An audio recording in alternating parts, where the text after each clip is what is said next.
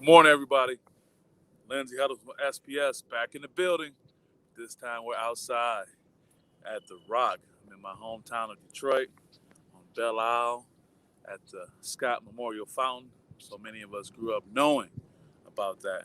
Going to get started in a little while. I just want to wish you guys a happy Monday, happy day after Father's Day. We're going to continue the celebration for our fathers. That's going to be part of today's Monday motivation, the message. Just hold on for a little while, let the people uh, come on board if they're available. But if not, you can always rewind the tape. We're out here getting it in. Talk about the quiet strength of Father's Day message. That's right. Lindsay Ellison back in the building. Who could this be? The birthday boy, James Wu Payne, my guy. What's up, brother? Happy belated birthday. I know you had that celebration this weekend. Be doing the same thing coming up Saturday, man. I wish I could have been there. You know how that goes. Wu Payne, we're talking about the quiet strength of fathers, the impact that fathers have. I read your brother Rob's book, Deep, and it definitely is that. And knowing your story collectively about the impact of the men in your life. And I think it's a perfect segue. You know, you're welcome, brother. You're welcome, because let's get right to it, man. You know, masculinity has been under attack in this world. I'm not talking that toxic masculinity that people argue about. They say, "Oh, he's out of order." Good morning, Michelle. Happy Eugene, Oregon Day. I know you're out there in Eugene, I believe, enjoying yourself and checking out KJ. Yep, I'm in the D. I slid down on him. Down here, I'm gonna be at some events today. I'll be at Derek Coleman's uh, piece. You say, you know where I'm at, right? She sees that. There's something to be said about that, Michelle, that you can just see this image and you know. And I think I can put that into our message today of quiet strength. You can just see something and know. And I want to talk about fatherhood and being a father and the attack that men have been going through. And I just want to single these guys out today and say, despite what society says and the challenges that we have or the expectations that are placed upon us that many feel that we fall short of, it's so easy for a woman to say, be a man. So easy for a woman to say, you need to grow up. All these things, and in many cases being valid, but I want to honor the men who are handling that. Today is the day to honor those who are taking care of business, you know, those kings that we talk about, you know, who are really taking care of things, taking care of their families, taking care of their children, being good dads out here, you know, being role models in the community, helping out. And I just don't want us to get lost on these men and those who are even trying. The story of this memorial here, Scott Memorial, the person, James Scott, he was bequeathed money back in about the 1920s by his dad. But he was a scoundrel, referring to this guy. To the city didn't even want to accept the gift, Michelle. They didn't want to accept the gift that he was offering to build this because he had such a bad reputation. So when we talk about where people are and where they come from, I want to just skip to a comment by a psychiatrist, uh, Frank Pittman. He said, fathering is not something perfect men do, but something that perfects the man. And other things that can be stated, you know, about what it is to be a father and how long it takes you to get to that point, you know, of to be able to be a good guy. Now, I was able to receive praises from my daughter on Father's Day. I got my Father's Day card from my baby. You know, she said some cool things. She wrote it out and she talked about admiring, respecting, and trusting me. But I just think we have to understand that for so many men, it doesn't always start out like that. And that's what I want to speak to. You know, you don't start out being this perfect dad. You try.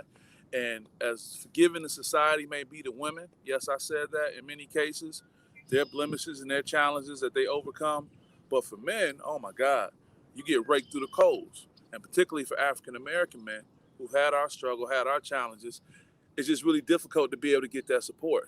You know, well, you say, Michelle, parenting doesn't come with the book, but gets better through experience. You're right. You're right. And it's that experience we have to have. And so many of us, when the road gets tough in parenting, it's easy to take a detour. I'll be honest. I'll be totally, you know, transparent about the relationship with my dad. We didn't have a relationship until I got like out of high school. And to be honest, we didn't really have a great relationship until I got married 10 years ago almost. But just yesterday, we're on the phone. He's calling me. I'm talking to him. We're talking about Happy Father's Day, and he's telling me he loves me. But I go and I talk to my neighbor, and I talked to his dad. And he said, I haven't told my son I loved him in 20 years. So what I'm talking about is, I hope you can understand my point, the quiet strength it takes to be a man and a father in today's society. I hope you can understand that just as this fountain is standing strong and is always here, the same as with our fathers. And if you're a father and you're trying to better a relationship with your child or in your relationship, just understand as long as you're living, there's a chance for you to do that. Jim Valvano, the great coach, said, my father gave me the greatest gift anyone could give a person. He believed in me. I was talking with some brothers yesterday, and the importance of just constantly just telling these young people you believe in them. And I know it's difficult because if you don't have that picturesque, white picket fence situation, I saw the story of Jerome Bettis, NFL football stories, and his dad said, I don't have much to give you but a good name. I see sometimes we got to understand if we can't be there to provide in the most material of ways, we can provide character opportunities, man. We can be there and we can be the best example we can be of showing them what hard work looks like, getting up every day, having a great reputation. David Gottesman said, fathers, like mothers, are not born. Men grow into fathers, and fathering is a very important stage in their development. Listen to that. That's what I'm talking about. You may not, you could argue that a woman is born a mother and has that motherly instinct. But as a dad, man, I just met a young brother yesterday. He found out that his lady is going to be having a child, and they're going to start a family. So now he's trying to develop into a father. There's a development process, and that process may take longer than others. It may not look the way others look, but I stand telling you right now, soon to be 45 years old in a relationship with my dad, we're like this. But there was a time I would have argued that it wasn't. But I'm just saying to those fathers out there, I don't know who needs to hear this story. If you're working to repair a relationship, if you're working to improve yourself, just know that there's a quiet strength you have to have. People may talk down upon you. They may not lift you up.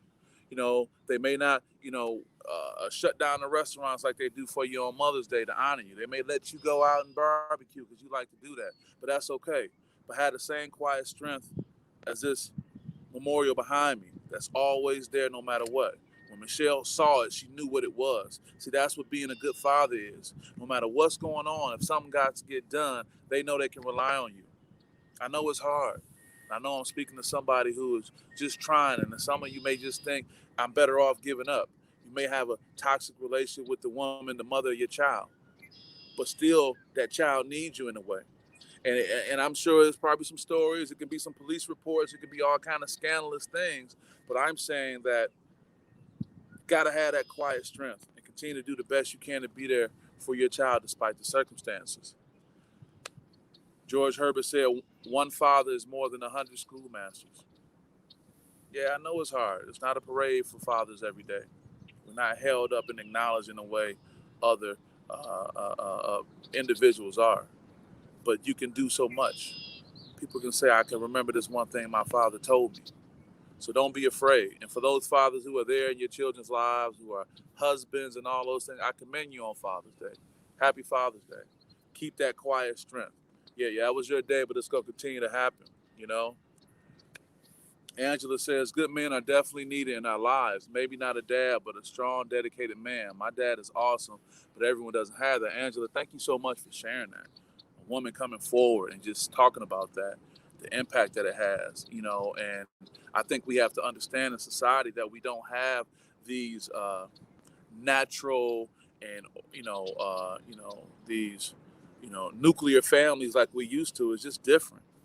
But I'm just encouraging the men, just like Angela's saying, just if you can be a good man and have that quiet strength. And I think I have to emphasize the quiet strength part, Angela, is because when you don't get that support and feedback, you may want to fall back, but you still got to be strong. My mother told me one day before I got married, and I think this is applicable to even now, is that she's the picture and I'm the frame. Well, the picture's going to get all the looks. The picture is going to get held in regard, but the frame is absolutely important. That's that quiet strength that we have to have as men, as fathers, to be that frame, to be able to hold on even when the acknowledgement is not coming to us.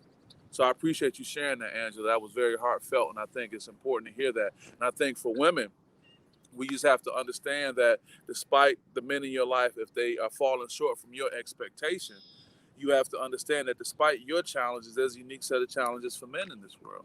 There's a unique set of challenges for African-American men. And I know some of you may look and say, I don't want to hear that, no excuses, but the reality is the reality. fathers are developed over time. And unfortunately, many of us didn't have those role models to guide us. I'm thankful for my dad. I'm thankful for Ernest McCoy, who was a great role model for me to help me in just becoming a man. The story of the African American man is a unique story in American history. And at the end of the day, we get the least amount of pity. And I'm not asking for pity, but I'm asking for understanding. So on this day after Father's Day, I just want to continue to just urge and just share with people. And I just say, in Psychology Today said this 10 years ago, the perception and the image of the heterosexual man in this country has been negative, de-idolized, and potentially harmful as it is now. So it's been challenges for a long time. But we keep it cool. We have that quiet strength. We fall back and remain strong, just as Scott Memorial is strong and still going to be here for years and years to come. So I hope this can be a positive message to someone. Heavyweight champion Ken Norton once said, of all these titles I've been privileged to have, Dad has always been the best. I'm happy to be a dad. You know, where's my princess? My princess right here. She's getting so much older. I don't know what to do. I can't handle it. But on this Monday motivation, I just want to share that message to the dads out there. I want to thank the women that's been coming on supporting me. I want to thank Michelle, your support. Angela, thank you for what you've shared. I appreciate that. James Wu-Payne, happy belated birthday, my brother. Keep doing what you're doing. This is Lindsey Hudson representing the D. I'll be over at the Derek Coleman DC Elite tonight, holding my man down, supporting our young people. And, we can always get it in. She's beautiful. Thank you, Angela. Thank you very much. So we're going to get out of here. Going to get this day started. I want you guys to have a great day, have a great week, have a great month, have a great year, have a great life. Lindsey Hudson from SPS. I'll see you guys next time. Peace.